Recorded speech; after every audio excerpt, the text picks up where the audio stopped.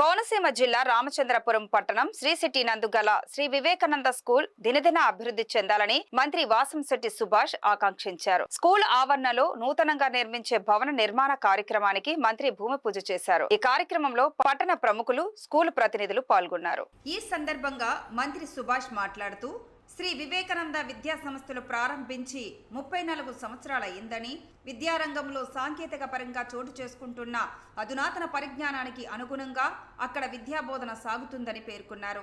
ఈ ప్రాంతంలో నాణ్యమైన విద్యను అందిస్తున్న వివేకానంద పాఠశాల మరింత అభివృద్ధి చెందాలని శ్రీ వివేకానంద కరస్పాండెంట్ సరోజినికి అభినందనలు తెలియజేశారు. అనంతరం వివేకానంద కరస్పాండెంట్ సరోజిని మాట్లాడుతూ 1992లో మొట్టమొదటిసారిగా కాకినాడలో తమ స్కూల్ స్థాపించడం జరిగిందన్నారు.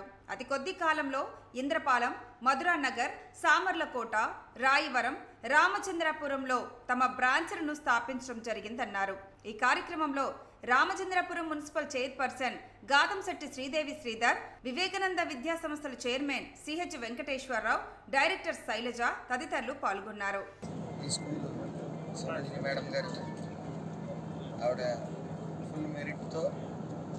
అలాగే మంచి విద్యను అందించి సుమారు రోజు 340 మంది పిల్లలకి హై స్టాండర్డ్ క్వాలిటీ ఎడ్యుకేషన్ని అందిస్తూ ఉంది ఆవిడ.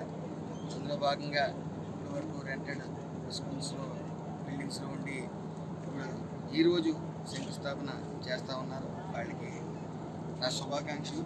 అలాగే ఒక రకంగా స్కిల్ టీచర్స్ ఉండడం వల్ల ప్రైవేట్ సంస్థలు హై స్టాండర్డ్స్ ఎడ్యుకేషన్ని అందించడానికి వీలవుతుంది. మరి మన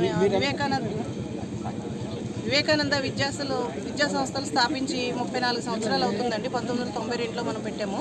33 సంవత్సరాలు పూర్తయింది. మరి అప్పటి నుంచి కూడా మనం ఇంకోటి ఏంటంటే ఆంధ్రప్రదేశ్ ప్రభుత్వం అప్ టు 10వ తరగతి వరకు కూడా మన రామచంద్రపురం బ్రాంచ్ రికగ్నిషన్ మనం తీసుకొచ్చాము. మన రామచంద్రపురం బ్రాంచ్ తోటి అన్ని బ్రాంచ్లు కూడా అప్ టు 10th క్లాస్ వరకు మనకి రికగ్నిషన్స్ ఉన్నాయి. సో మెయిన్ ఏంటంటే నా యొక్క మెయిన్ ఉద్దేశం ఏంటంటే సిటీస్లో అంటే డబ్బులు ఉన్న వాళ్ళు బాగా చదివించుకుంటారు. నేను మెయిన్ ఎక్కువ చూస్ చేసేది ఏంటంటే రూరల్ ఏరియాస్, జస్ట్ చిన్న చిన్న కార్పొరేట్ ఏరియాస్, అంటే ఎస్పెషల్లీ ఈ టౌన్ ఇటువంటి లిమిట్స్లోనే నేను ఈ స్కూల్ స్థాపించడం జరిగింది.